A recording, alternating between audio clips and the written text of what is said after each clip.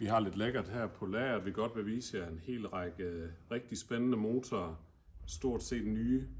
Her en 530E'er, en hybrid.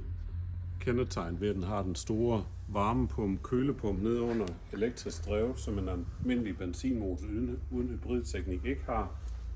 Så har vi noget rigtig spændende her.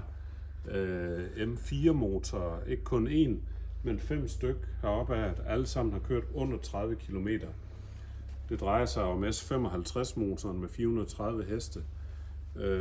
Og ja, som sagt, alle sammen med kørt under 30 km fra biler, der aldrig rigtig har kommet ud og køre.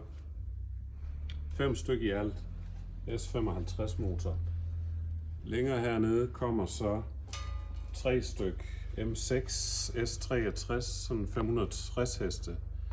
Det er sådan en lækker V8-motor, rigtig M-motor med udstødningssystem monteret, og altså turboladesystem monteret i midten af motoren, hvor man før havde indsugningssiden. Der har man altså nu udstødningssiden og turbolader monteret. Turboladerne sidder lige hernede under.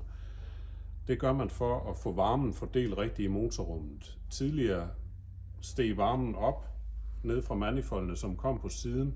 Nu har man så indsugningsmanifoldene og indsugningen siddende nede på siden, og varmen bliver så hurtigere ledt bagud med den her montering.